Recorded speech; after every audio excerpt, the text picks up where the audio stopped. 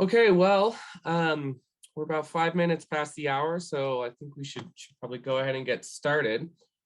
So thank you so much, everyone, for joining today. Our second regional peer learning for the Africa-Leds Partnership and NREL's collaborative effort here with the Clean and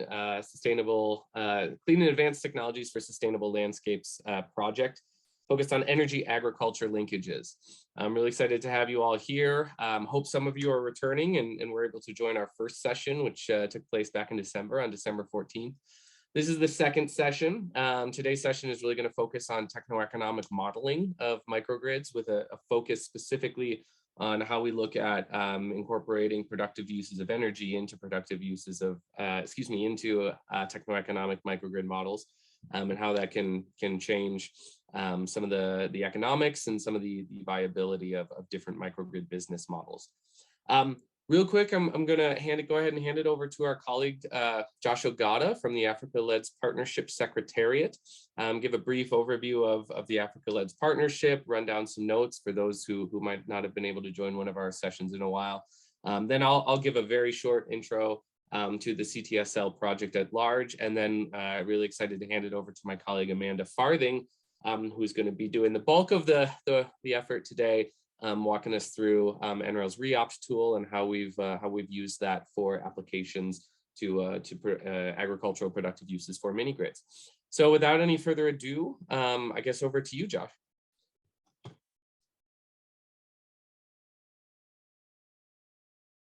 Sorry. Yeah, thank you very much, Tim, and good afternoon, good morning to everyone. Very nice to have you all, and hopefully more people will be joining.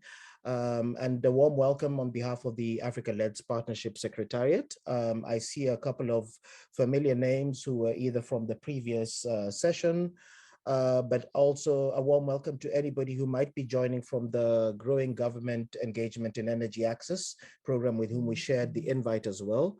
Look forward to your contributions and any questions that you might have. But mine is just a very, very short intervention for anybody who might not know about LEDS GP and the Africa-Leds Partnership. So just a very quick background on this. You will excuse me if you know about the LEDS GP and the Africa-Leds Partnership. So the LEDS GP basically was launched in 2011 as a platform for peer learning and collaboration, and has been quite vibrant in its work so far. It's a network that was set up for peer learning and technical collaboration, as well as information exchange. It works as a country and demand-driven platform that looks to speak to practitioners, members in all the different countries in this region in particular, but there are 3 other regions that the LEDS GP works in, to understand what the priorities are and respond to the demand that is coming from the region or a country level. The Africa-Leds Partnership is one of 3 different regional platforms under the LEDS GP, the others being the Asia-Leds platform, as well as the Latin American and Caribbean platform.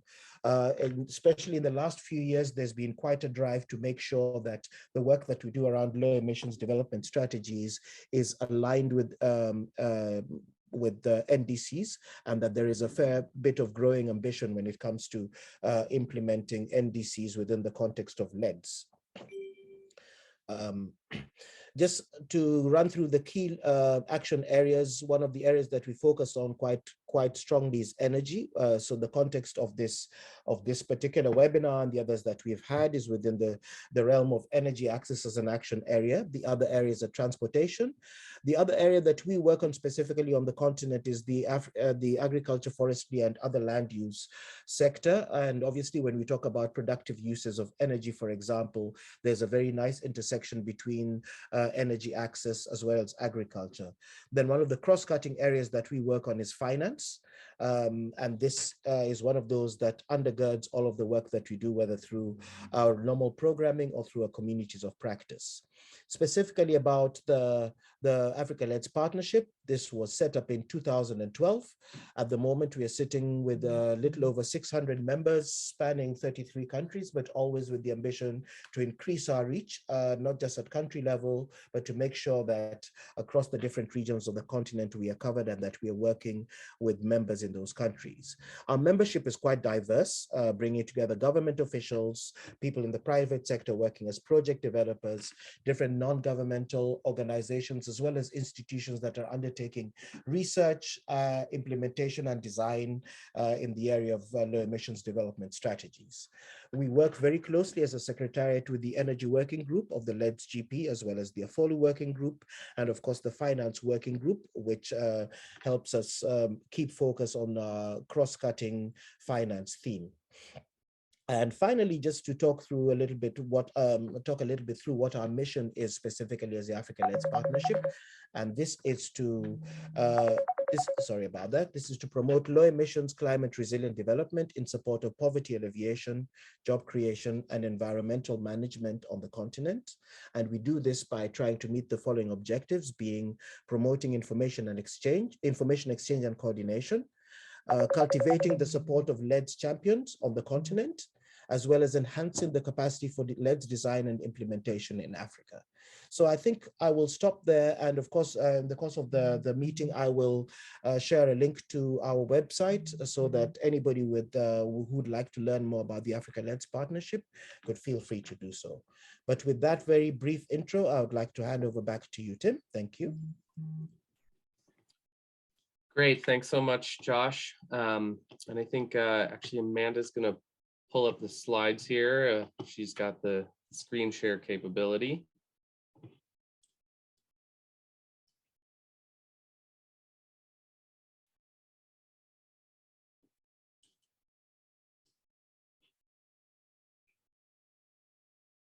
In a moment.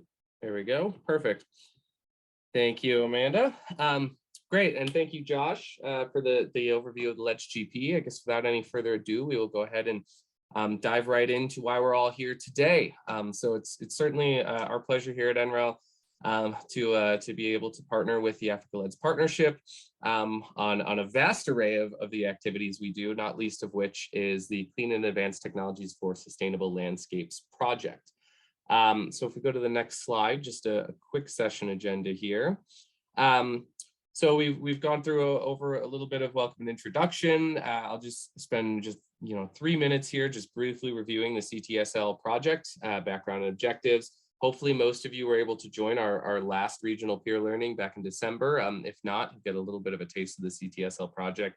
And then, as I mentioned earlier, I'm going to hand it over to Amanda Farthing, who's going to be spending the bulk of the time, the next hour or so, reviewing the techno-economic modeling approach we've taken using NREL's REopt microgrid optimization tool, and go through some of the work we've done to incorporate agricultural productive uses of energy into some of the modeling we do, and share some of those outcomes, and then hopefully have a little bit of time for some discussion and Q&A towards the end. So the next slide. So just some quick background on the CTSL project. So this is a project that has been funded by the US State Department basically through the end of this year. It started early last year, so we're just about halfway through the project right now. And really what this project aims to do is increase access to clean, reliable, and affordable energy to improve agricultural productivity. So really digging in and looking at that sort of energy agriculture nexus. Really key to this is figuring out ways to help identify where are there productive uses of energy that could be tapped, that maybe are currently untapped, and what are those productive uses of energy? And then furthermore, how do we actually assess the viability of unlocking those opportunities? A key part of this has been working with a handful of country partners to increase in-country technical and analytical capacity. So we've so far been working with 4 partner countries. We've been working with Kenya, Zambia, and Vietnam, and also soon to be hopefully working with Mozambique. I hope some of our colleagues from Mozambique have been able to join the line here, as well as some of our colleagues from Kenya, Zambia, and Vietnam. But as you can see, a very strong focus here specifically on Africa, with 3 of the 4 countries being African countries. And so we've established with these countries small working groups of modelers from across both the energy and agriculture space, as well as folks from statistics agencies, planning agencies, environment ministries, and a variety of other ministries, all coming together to really work on this sort of nexus of energy agriculture issues. And so what the project looks like is kind of this two-stepped approach. So most of last year, as I mentioned, we're about halfway through. Most of actually, sorry, if you can go back real quick, Amanda. Thanks. So most of last year working on providing deep technical assistance, developing out the tools and methodology and approach to actually evaluating these productive uses of energy, and working with our partner working groups in partner countries.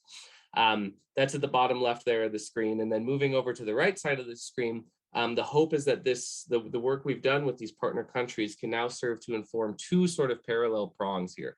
One is of course peer exchange and broader lesson sharing across the entire region, which of course is what we're all here for today, the second of our regional peer learning series. We hope that other folks are able to learn from the methodologies and approaches here, and also are excited to be able to offer some bilateral advisory support to other countries who might be interested in adopting some of these approaches in their own countries. And then also secondarily looking to support actual development of some financing and concept notes for some of the potential productive use applications that we hope to identify through this process. So I'm really excited to be moving now into the second phase here and widening the breadth of the project now that we're bringing in this more regional component. So on the next slide, please. So we as part of the methodology we've developed for understanding the what and where and how of these agricultural productive use opportunities, we've established sort of this two-part analytical approach. The first piece of this is doing geospatial mapping. Those of you who were able to join back in December, we went over a little bit of the geospatial mapping approach.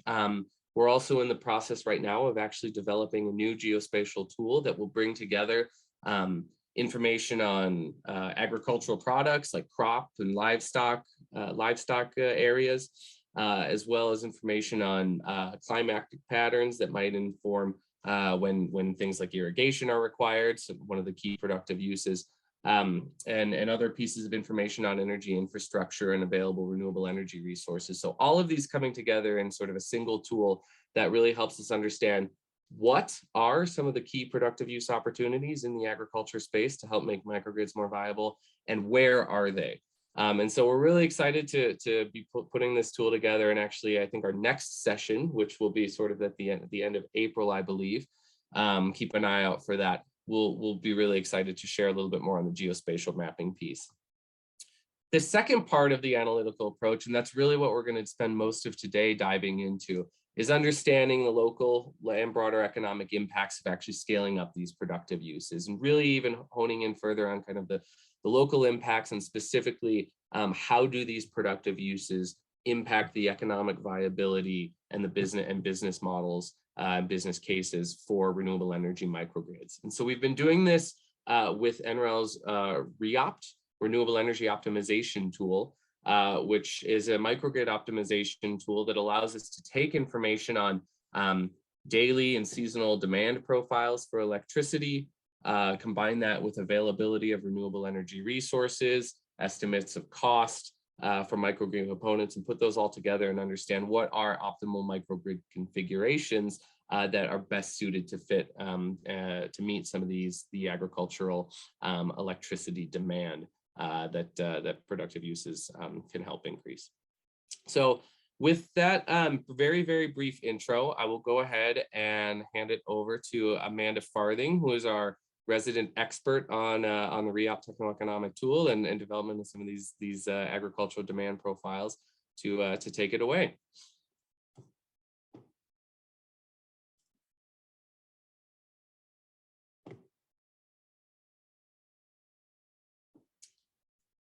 And you may be on mute. Okay, here I am. Sorry, I was having trouble unmuting. Thanks so much, Tim, and hello, everyone. It's wonderful to be here with you today.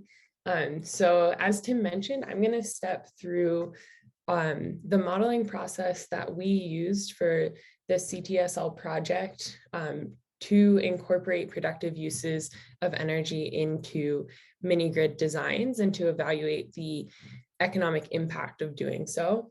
And then I'm going to spend the bulk of this presentation actually walking through a demo of using the REopt optimization tool.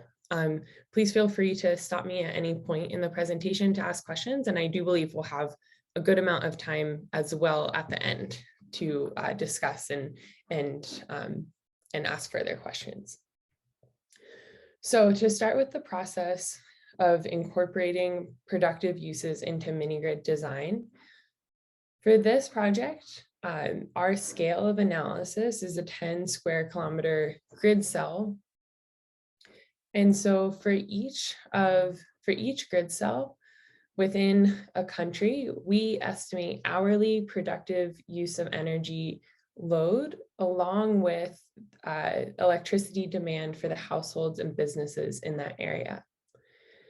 And so we do this using geospatial data, engineering calculations, and of course, most importantly, discussion with in-country subject matter experts. So some of the agricultural productive uses that we've been focusing on are irrigation, refrigeration, and milling. And again, in addition to looking at the hourly electricity demand for each of these productive uses, we also estimate the electricity demand for the community in that area. Additionally, and Evan Rosenlieb can speak more to this likely at the next meeting, but additionally, we have calculated hourly solar PV production factors down to that 10 square kilometer grid cell range to be able to estimate the production from PV panels in the area.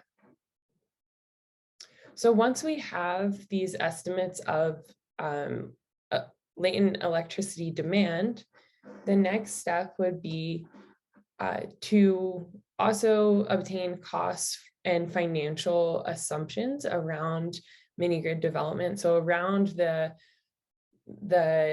hardware components, the solar PV panels, the battery storage, diesel generator, fuel, as well as other financial assumptions. And finally, we use these estimates of load, the PV production, and these financial parameters as inputs into the REopt optimization tool, which is an optimization model that determines the least cost mini grid configuration, so the system sizes to serve the given load, as well as the levelized cost of electricity, or LCOE. And I will kind of describe the model a bit more in just a minute.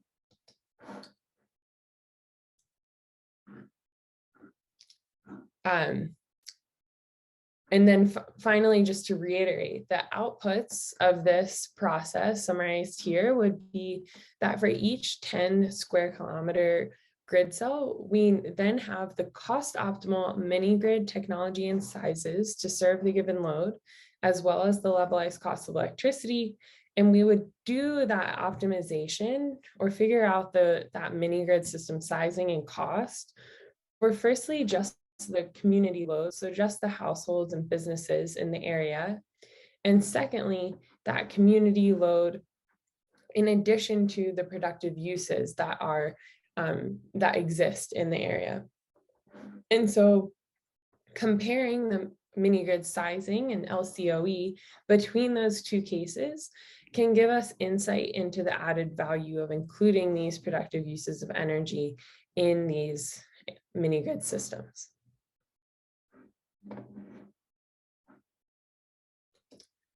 So now I'm kind of describing REopt a bit more. So REopt is a free and open source techno-economic optimization tool that determines the least cost distributed energy resource sizes and dispatch strategies to meet a given objective.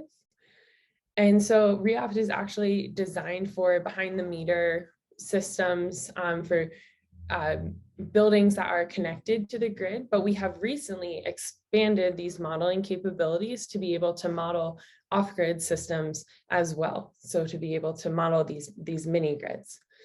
The model is formulated as a mixed integer linear program. And so for those that speak mixed integer linear program, the objective of the model is to minimize life cycle costs. The main decision variables of the model are to determine the system sizes and the dispatch of those systems. So the dispatch, when the battery is charging and discharging, when a diesel generator may be generating. And the main constraints of the model are load balancing, so meeting the load, as well as operating reserve requirements, which we'll speak more about in just a bit. And of course, operating within the given technology limitations. And so REopt can be accessed via a web tool, and there's a screenshot of that here, or an application programming interface.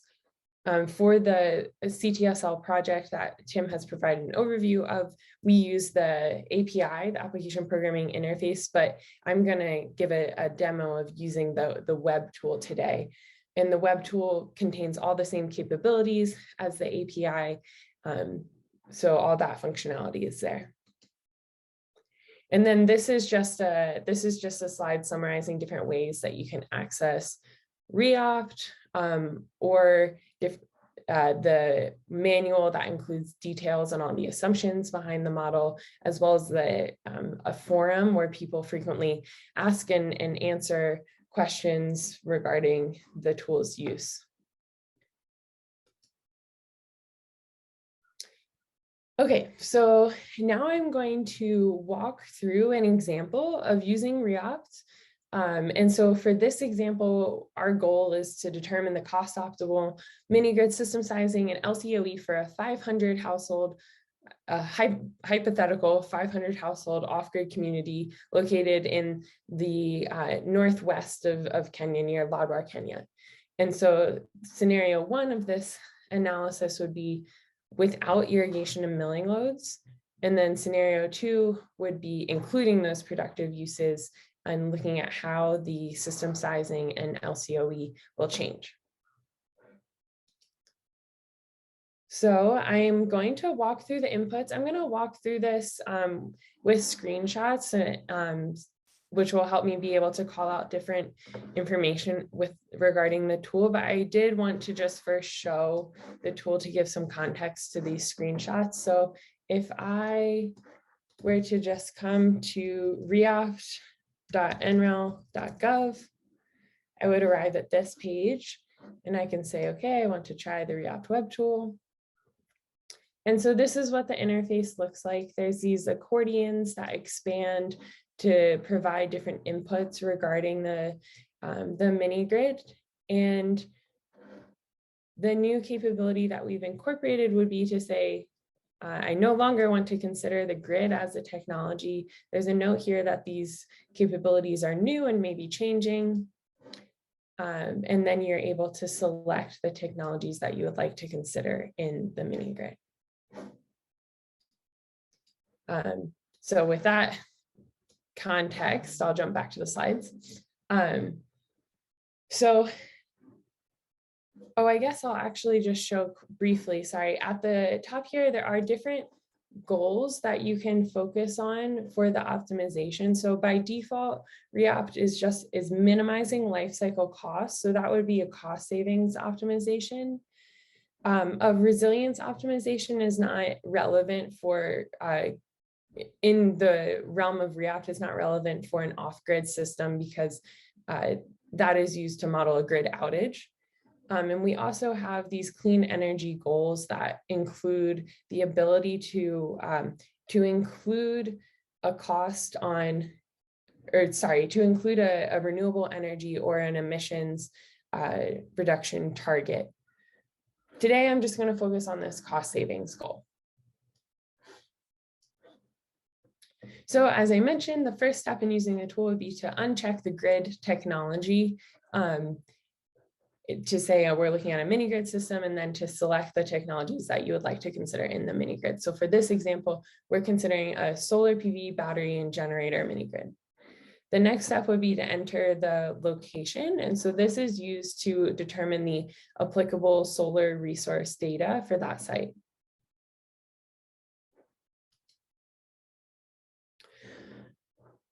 So the next step would be to provide estimated electricity demand information. And this is probably the most critical step in this process. And so you'll see that here, there's these simulate building and simulate campus tabs. Both of these tabs use reference load profiles that are specific to US climate zones and building characteristics. And so they are likely less relevant for these African mini-grid contexts. And so what you would likely want to do instead of using these default load profiles for commercial buildings in the US would be to upload a custom load profile. And typically that load profile would be hourly electricity demand over the course of a year. So 8760 of estimated electricity demand for the entire mini grid load that is the entire load that is to be served by the mini grid.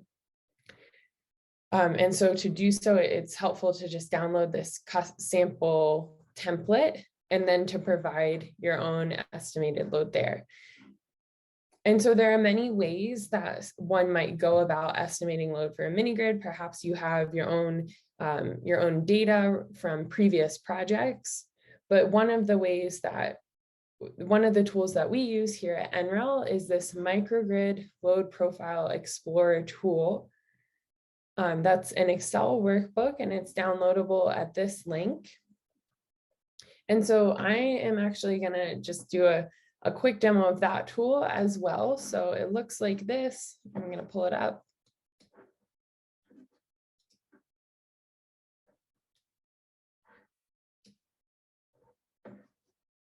Okay. So here is this workbook and you will see. So again, this is a tool that can be used to estimate hourly load for a off-grid community.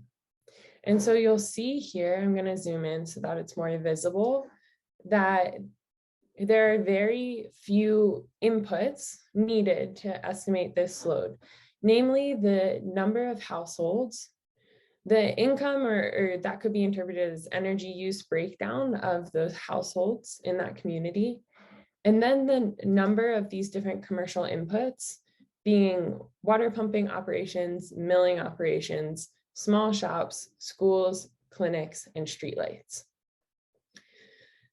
And so behind these inputs are, of course, assumptions as to, and I'll click on these tabs with all these assumptions, but I won't go into detail, but there are assumptions on the average electricity consumption of households of different income levels, as well as the hourly use of energy.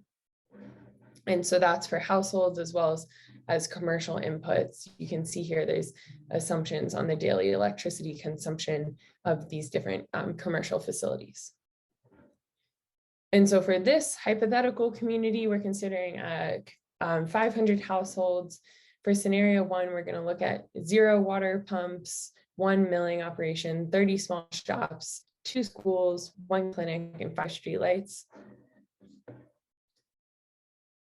And then you can see over here, I'm just zooming back out, we now have a 24-hour load profile for the households, the commercial loads, and then the combined household and commercial load. So in green here, we can see that for this community, there would be an evening peak around 8 p.m. of about 25 kilowatts for the total load of all the households. And then in purple here is the commercial load that's more constant throughout the day and has a peak around 10 kilowatts. And then the combined peak here is about 35 kilowatts. And you can see that for this microgrid, the microgrid would need to be sized to meet this peak demand around 35 kilowatts. But during the daytime, it wouldn't be fully utilized. The daytime demand is much lower than this evening peak demand. So this is just a load estimate for 24 hours, so for one day. And the most simple assumption that we could make would be that this load repeats constantly throughout the day. So I'll just show briefly. This is the load profile template that I said you could download from the tool. It's just a blank Excel workbook with 88,760 hours here. So kind of the brute force way that you could go about this would be to just copy this load into this template. I'm just going to paste the values here.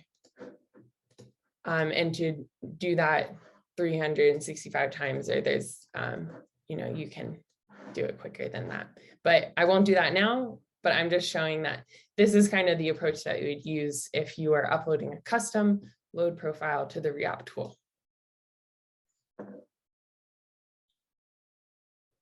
Okay. Oh, sorry. And I will, so that was for scenario 1. In our current project in the CTSL effort, we are using slightly more sophisticated means to estimate productive uses of energy. But for this example, I just came in here and I, in order to emulate irrigation load, just increased the number of water pumps used here to 15 and the number of milling operations to 5 to emulate additional productive uses being incorporated into this mini grid. And so you can see here that the evening peak load has jumped just slightly above 35 kilowatts to about 37 or 30 to 38 kilowatts. But there's much greater demand during the daytime from the additional irrigation load. And so this mini grid is being more fully utilized during the daytime hours. So this is what I did for scenario 2. So I separately copied this load into that template workbook and ran a second optimization in REopt. Okay, hopefully that all made sense, and feel free to let me know if it didn't. So I've now, for this example, I have uploaded my custom load profile. Now I'm going to talk through some of the other main inputs. So regarding load, another input is this minimum load met. So by default, it's set to 99.9%. This indicates the minimum load that must be met by the mini grid on an annual basis. And so if it's less than 100, it means that the mini grid could shed some peak load throughout the year. In this case, it means that 0.1% of the total annual load could be shed by the microgrid.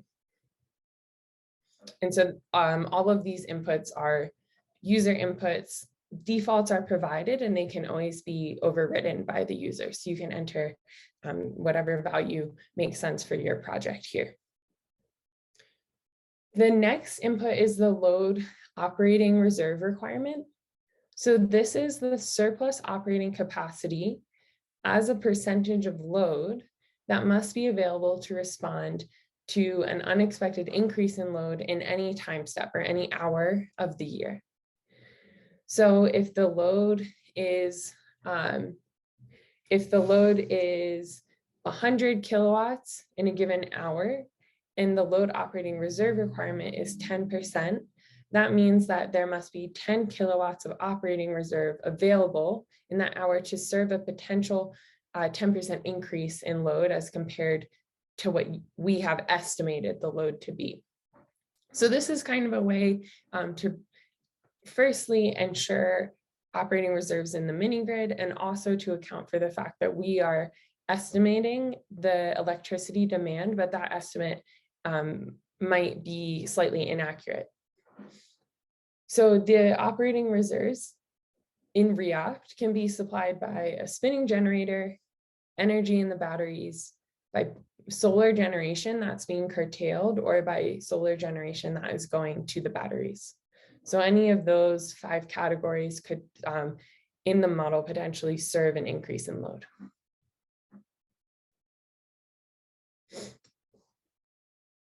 Okay, so now we're jumping to the financial accordion, or these inputs. And I'll also just mention, I'm calling out a few specific inputs as I'm walking through here, but there are many more. And if you were to go into the REopt tool, you can explore for yourself, and you'll notice that there's also these advanced inputs buttons that expand even more options for inputs that can be customized by the user. So under this financial inputs tab, we have our analysis period. So how long you want the financial life of the project to be. By default, it's 25 years. We have our discount rate and our fuel cost escalation rate.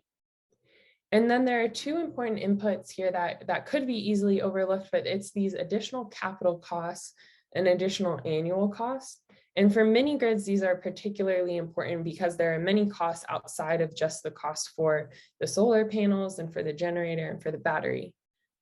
And so here is where you would input costs such as labor, distribution network costs, land purchase costs, powerhouse structure costs, licensing, et cetera, et cetera. And so by default, these inputs are 0, but it's very important to override these with the specific additional capital costs and annual costs for your project.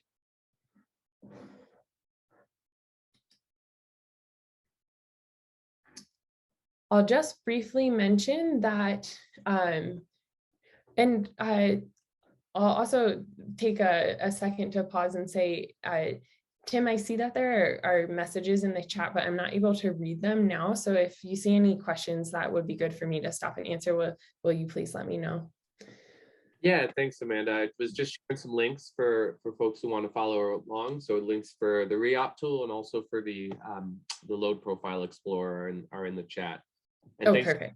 For your comment. Appreciate it. Glad to hear it's insightful. So keep going. But please do, if you do have questions, comments, please do feel to raise your hand or drop them in the chat, and we'll keep an eye on it. Okay, great. Thank you.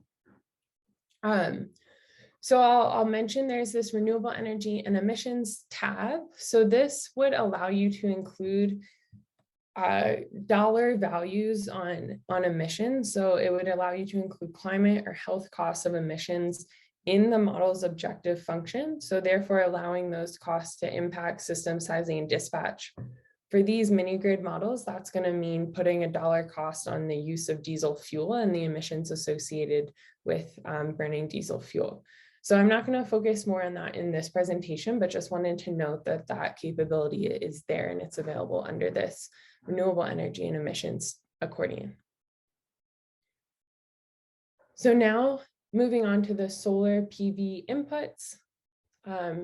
There's lots of things to specify here: the system capital cost, the operations and maintenance costs in terms of dollars per kilowatt per year, the module types to be used, the array type, meaning ground mount or rooftop mounted, etc. And so you can come in and enter all of the specifics of the PV panels for your particular project.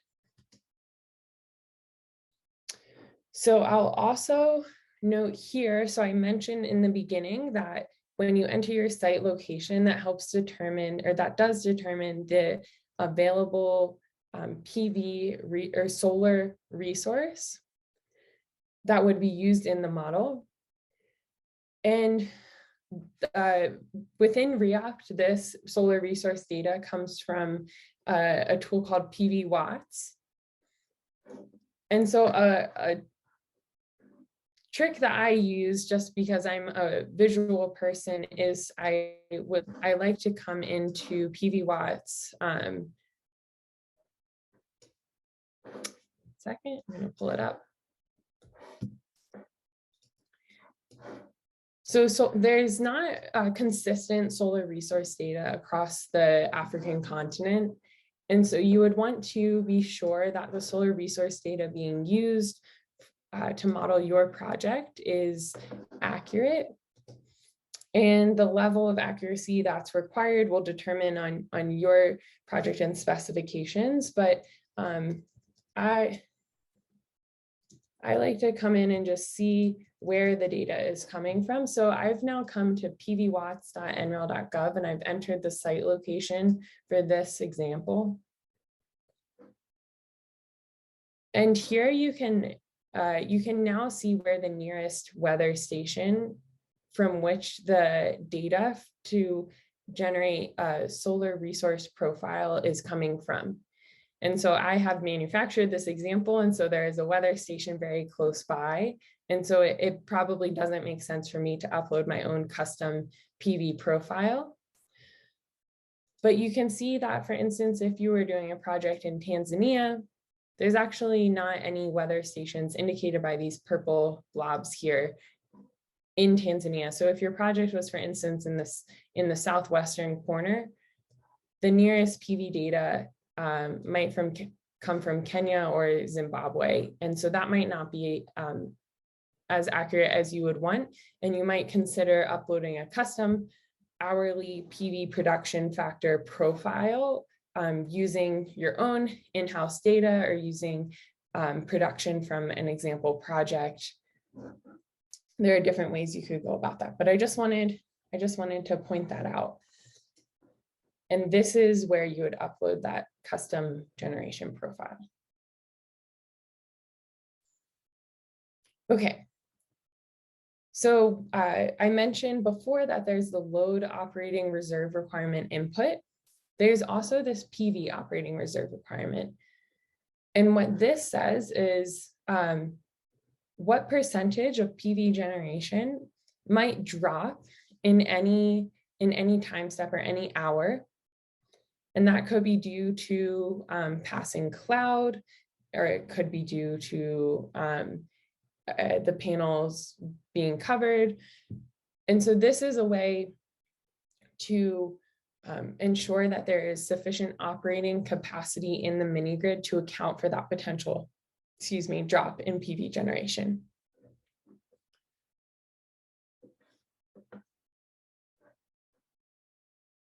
Okay. Focusing a lot on the PV inputs here. So we're still looking at PV inputs, and there's a lot of inputs that you can provide regarding incentives and tax treatment.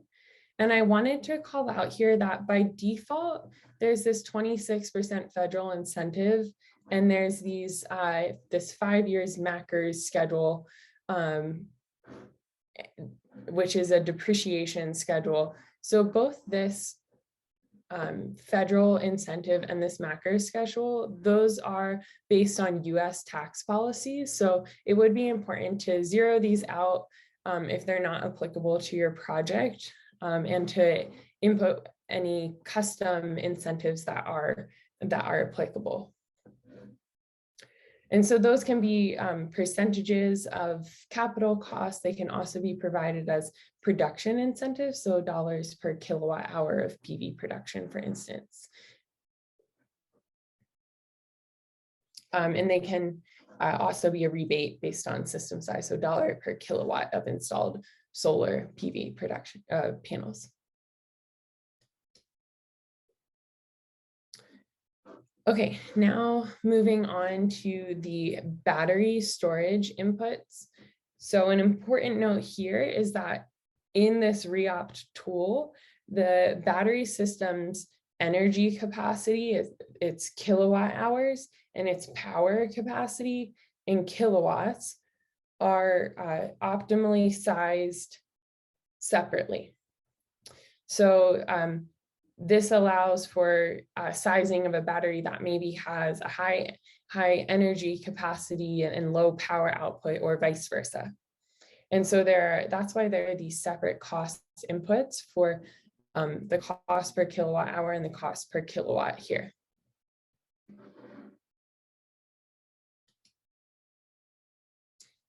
There are also, for the battery, if you were to expand this advanced inputs, there are many more customizable inputs, including similar financial incentives for battery systems as compared to those I showed for solar PV, but I'm not going to display those here. Okay, finally, looking at the generator. So The solar panels and the battery system are optimally sized by REopt. The generator is a bit different. The generator system, you input the custom generator size that you're expecting for the project, or that you would like to have for the project. And so by default, in the web tool, the generator is sized to 200% of the peak electrical load. And so if you assumed that that generator capacity were installed as two separate units, then this would provide N+1 redundancy, or enough generator capacity to fully support the peak load if one unit were to fail. And so this is just a way to ensure that there's sufficient capacity reserves in the mini-grid system to support the load, if, for instance, there were several days without solar generation. So this is a customizable input, and you can also just input a custom generator size, not based on peak load, and that will be the size that the model outputs as for this system. And just a note here, if you were following along and doing this on the web tool just now, we're having some technical difficulties with this particular slider button, but you can always just enter your custom generator size here. Okay, so there are also these installed cost inputs for the generator, inputs for the cost of diesel fuel. And then for these off-grid systems, we assume that there's unlimited fuel availability for the generator over on an annual basis, but this is also something that you could customize and say, well, actually, it's only possible to get 1,000 gallons per year out to this community. And so that's something that you can input here. Okay, so once you've gone through and put in all your custom inputs for your project, you can click Get Results. And I have links to the results for the two scenarios that I described here. And so I'm just going to pull up what the results page of REopt looks like. So this is results for scenario 1, which is just the community load. And we can see here that a 24 kilowatt solar PV system, a 7 kilowatt and 17 kilowatt hour, or about a 2-hour battery is recommended for the project. And a 52 kilowatt generator is recommended as well. Or I shouldn't say is recommended, because this was a custom generator size. So this is the total system size that could meet the load of this project. The life cycle costs are about $442,000 over the 25-year analysis period. And this levelized cost of electricity, this is a key metric here. This is about 33 cents per kilowatt hour. And so this could be thought of as like the minimum tariff that would be required if you were to have just a flat tariff. This is the minimum tariff that would be required to recoup all of the project costs over that 25-year period. And for this analysis, I didn't include any incentives. And so one thing that you could do is to play around with, okay, what level of incentives would be required to bring this LCOE, this cost of electricity, down to an acceptable cost for a given project. So we also have here this optimal dispatch graph that shows when, so the x-axis here is hours of the year, excuse me, and the y-axis is power output. So this is showing when the generator would be serving load here in yellow, when solar generation would be serving load here in red, when the battery would be serving the load in blue, etc. Also when the generator is charging the battery. Moving down here, we have the levelized cost of electricity breakdown. And so this pie chart can give an indication of what the most costly aspects of the project are. And so we can see here that fuel costs for this project constitute about 66% of the LCOE cost, and renewable energy capital expenses constitute about 17% of the total cost. So this can give an indication of where opportunities for savings might occur. And then just kind of giving an overview of this, the other results that are available here. So we have in this detailed results summary table, system sizes, the average annual solar production in kilowatt hours and average annual generator production, the annual diesel fuel consumption, as well as a cost breakdown of the life cycle cost of energy.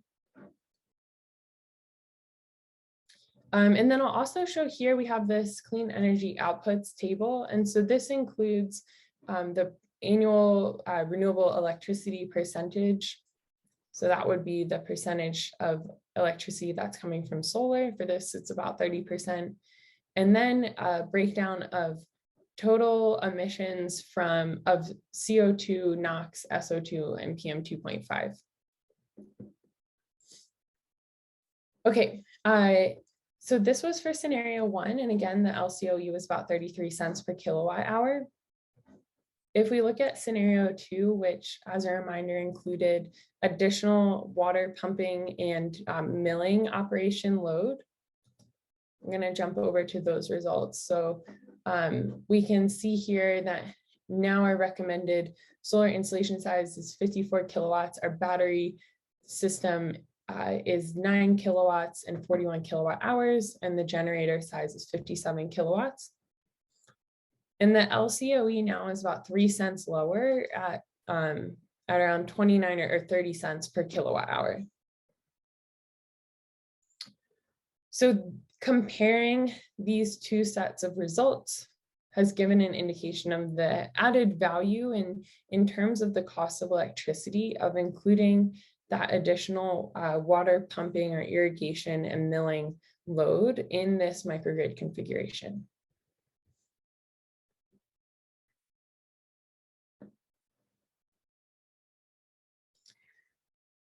And so hopefully after walking through that example, it kind of gives more context to this overview of the process in which we spend time really thinking critically about what the loads might be for in each of the areas in which we're estimating productive use demand, as well as gathering accurate solar data. And then walking through all of those inputs and making sure we have accurate cost and financial assumptions, and then using REopt to get the system size and the cost of electricity. And then as we just did, comparing those system sizes and cost of electricity in different productive use cases. And so that's all I have to share with you all today. And I would love to discuss any questions or comments.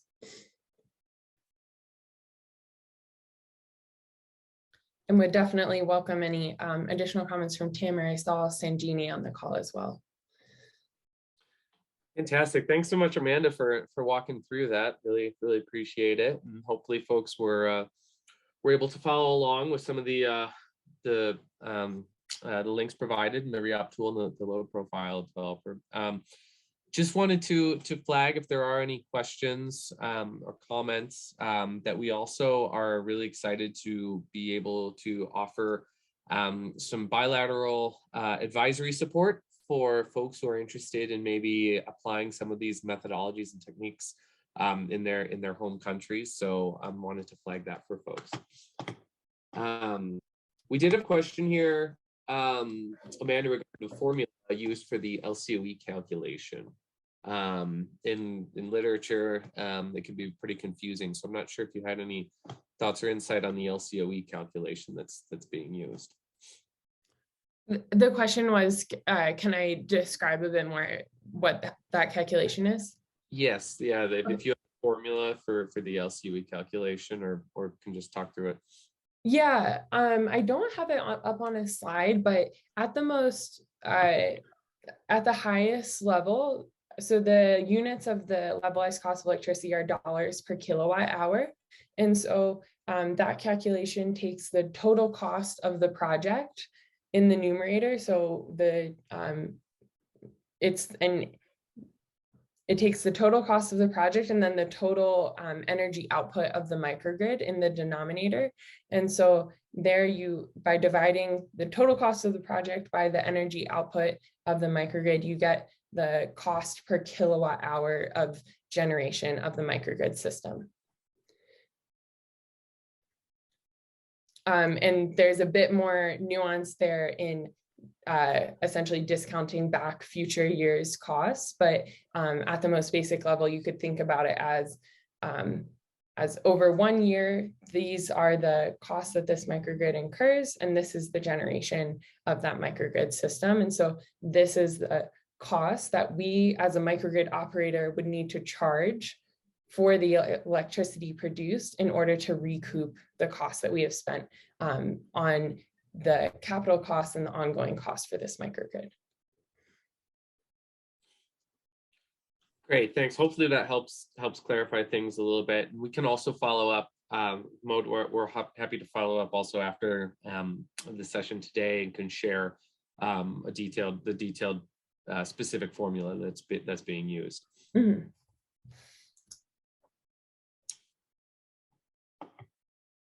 Certainly welcome any other. Oh, I saw somebody also answer option here into the Q&A box.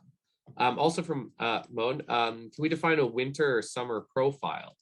So yeah, that's a really good question, and Amanda, I'm sure, can speak to this a little bit, but this is in fact something we're doing specifically with regards to irrigation and looking at sort of the different climatic patterns and how that influences the seasonality specifically of irrigation requirements given the different rain seasons. So I think the short answer to the question is yes, absolutely. We can develop different profiles based on the seasons, and we have been doing that.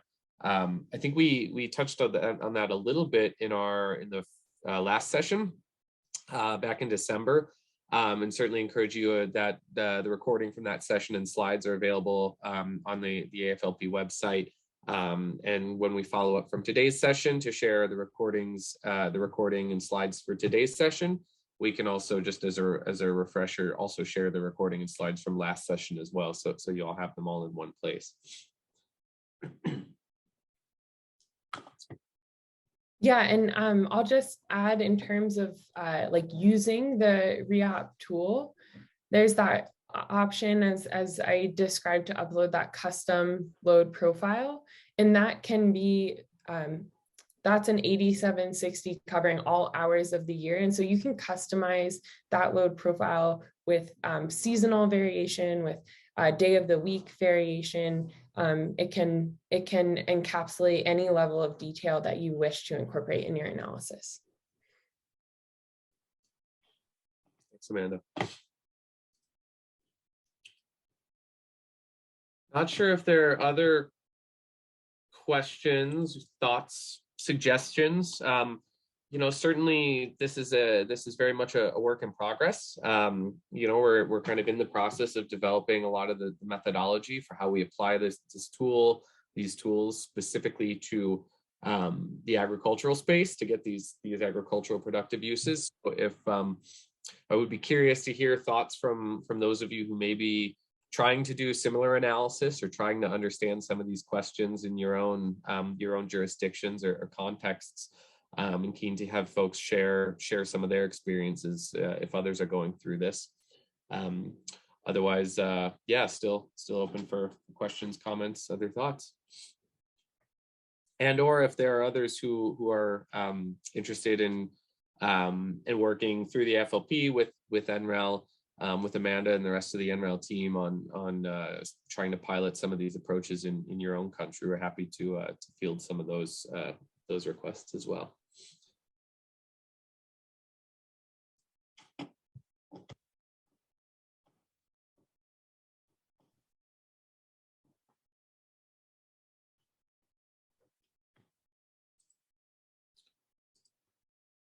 Okay, well, I guess it was just just totally clear. Doesn't seem like there's much many questions. I would be keen and just really want to reiterate for folks.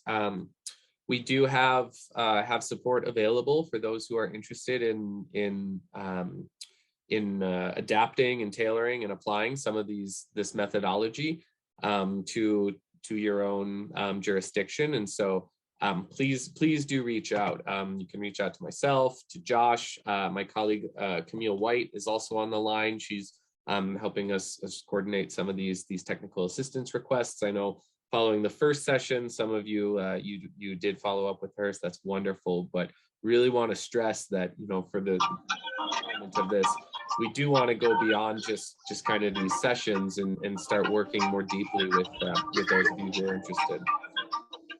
Yeah, it looks like we got a question in the chat, and then also maybe Peter had a comment. Oh, no, okay. Just wanted to share some excellent music with us. So yeah, Peter just wanted to know if we can use metric units. Are there metric conversions available, Amanda? I'm trying to think which inputs that might be. Oh, most relevant to, for instance, like dollar cost per gallon. Unfortunately, you would have to do the conversion before inputting into REopt. There's not currently an option to convert all units to metric system units. I apologize for our imperial units usage in the tool.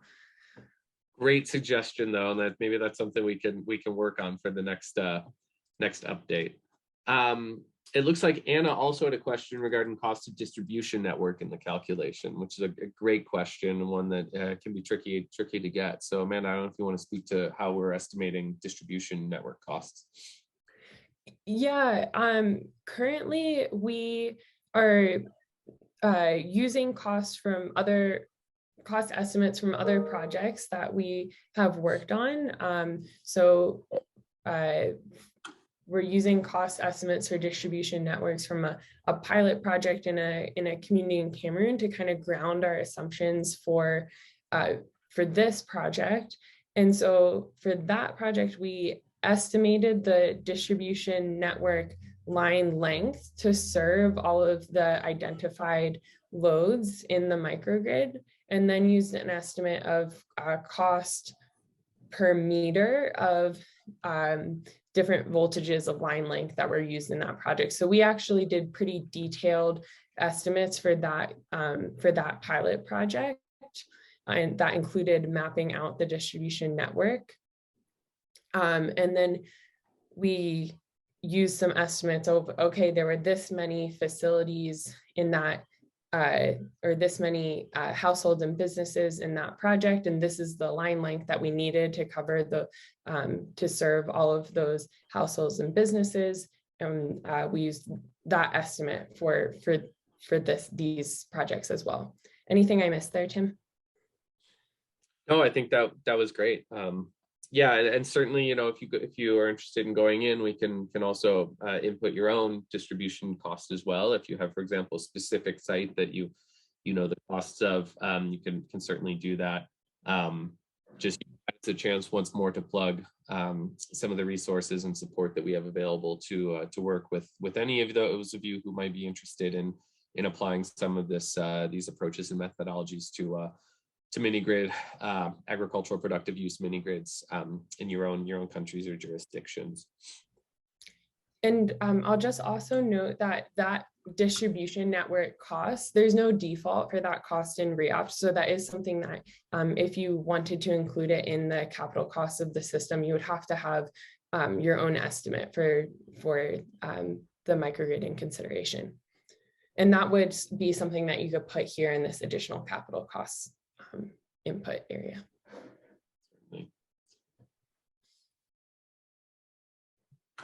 Okay, well, it seems like that's about it for Q&A, so we can go ahead and wrap up, I guess.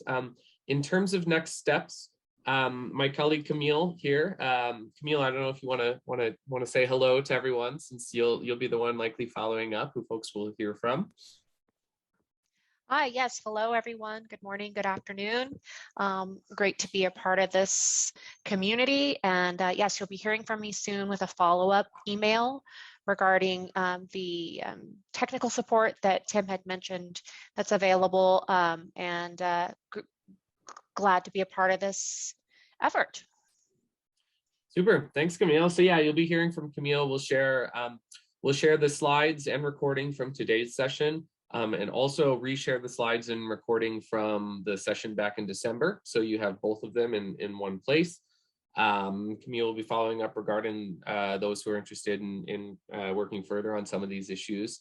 And then finally, this is just the part 2 of what will be an ongoing regional peer learning series. So we also will be planning to have another session in 2 months. These will be every other month. So sometime towards the end of April should be our next session. So probably early April, I'd say look out for another invitation and advertisement from the AFLP Secretariat regarding that. And we look forward to seeing you all in the next session, if not before then. Hi, Tim. I was just thanks so much for that. I was just wondering if it might be possible, if the other participants are comfortable with it, for us to take a screenshot, if people wouldn't mind turning their cameras on, so we can take a quick screenshot of the attendees. So if you are comfortable with turning your camera on, please go ahead and do so. That would be great. I'm certainly happy to have my photograph taken. All right, I'll give it a couple of seconds for other cameras to come on, but if not, then we will go ahead and do that. Get ready. 1, 2, 3. Thanks, everyone. Yeah, that's it from our side. Thank you very much. Super. All right, and thanks Josh, and for helping organize and hosting us here. Appreciate it.